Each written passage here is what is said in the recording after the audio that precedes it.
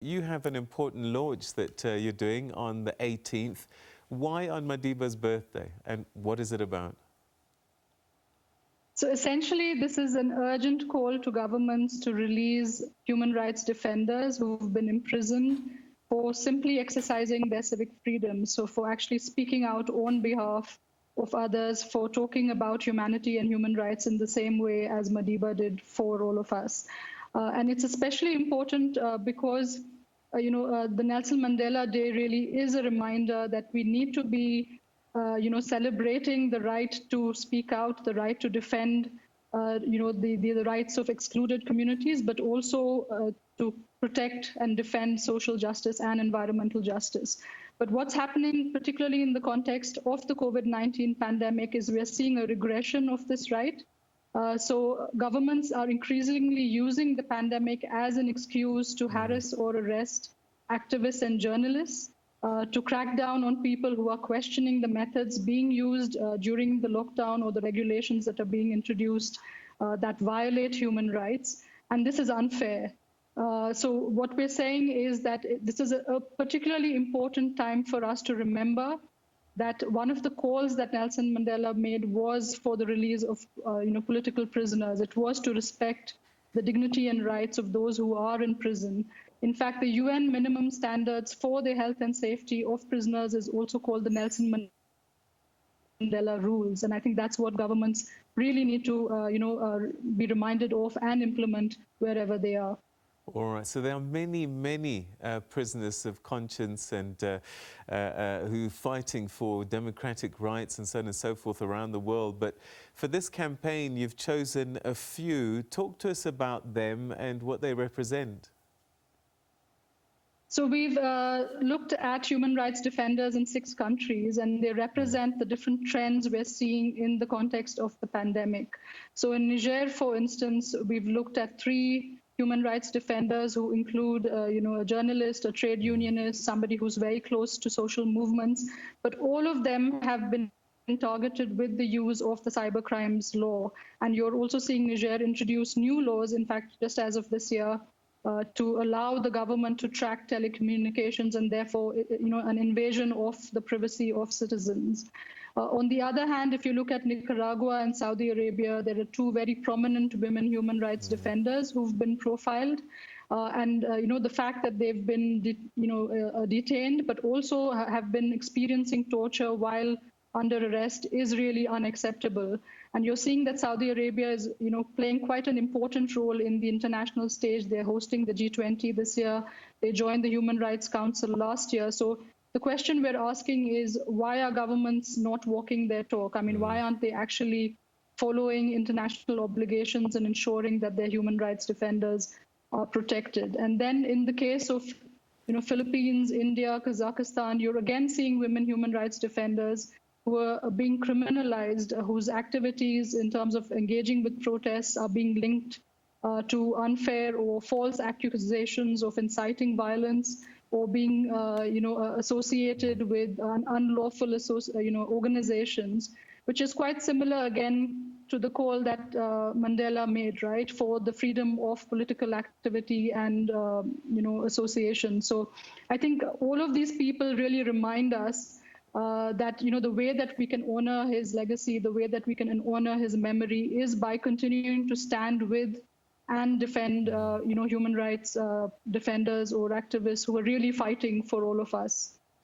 So you've made these calls to governments, but sadly, some of these governments are the ones that have imprisoned these people. What can us, society in general, do as part of this campaign to make sure that these people are released? Yes. So in fact, one of the most unique things that we learned from 2019 was that people power works, right? We saw a range of protests and demonstrations across the world, even in the most restricted contexts. And people were literally bringing down regimes and forcing governments to change policies or forcing politicians to step down through that kind of record mobilization, which we've seen again through the Black Lives Matter, global protests. So I think what we're trying to say is that again, in the spirit of active citizenship, which Mandela conveys, we really all need to speak out. We need to be much more powerful in the way that we demand justice from governments. We are in fact mourning the loss of Mandela's daughter this week, and one of our most powerful memories of her is her reading of that letter, on 10th February 1985, where Mandela rejected, the proposal for conditional freedom. And I think that's the spirit we need to imbibe. That's the kind of action we need to see from people across generations, where you're able to relate to the struggles of people who are putting their life and liberty on the line in order that we may live better lives. And so many of these prisoners are in pre-trial detention, some of them without charges. And I just wonder, we have, particularly on the continent, the African Union and other rights bodies around the world, are they powerless to intervene?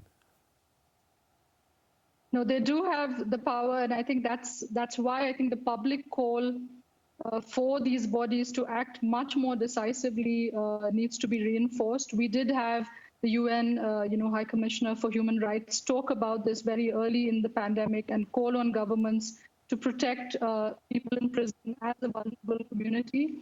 She really called on governments to act quite decisively in terms of not just releasing prisoners of conscience, but also doing their bit for people who are in detention, who've been, continue to be in prison without trial or because they're going through a pretty prolonged pre-trial process. But the other call that we're making through the campaign is to end all new arrests of human rights activists and journalists. So we shouldn't be having governments in a time like this, during the pandemic, create new excuses to arrest and imprison human rights defenders. I mean, that's simply unacceptable. And it's almost like sending somebody into a death sentence without trial again.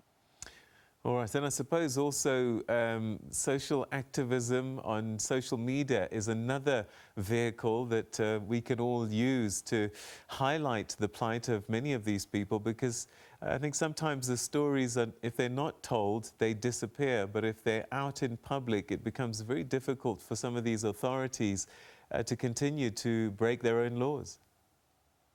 Absolutely. And again, the Release Mandela campaign is probably one of the most globally, memorable campaigns where all of us as citizens, I was a schoolgirl in India then, and I remember signing a petition for his release. So I think that's the kind of energy and action we need to be seeing across countries, because every one of us, no matter where we live, there will be a human rights defender who's been unfairly arrested and detained. And I think it's really time for us. We know what it feels like. Many of us are in stringent lockdown situations. I haven't, for instance, left my house for months, except for essential supplies. And we know what it feels like to be constrained. We know how difficult it is and how much we're losing out on. We've seen the report this week of 3 million South Africans, for instance, losing livelihoods. There are serious consequences of that kind of detention. So I think we really need to extend ourselves and speak up again for people who, are calling for progressive reforms, are trying to hold governments accountable, and are trying to make life better for us. And if we are able to, we're finding it so difficult to, survive this lockdown, let's also think about people who are actually in very, very difficult conditions, who are being subject to torture and intimidation for no fault of their own.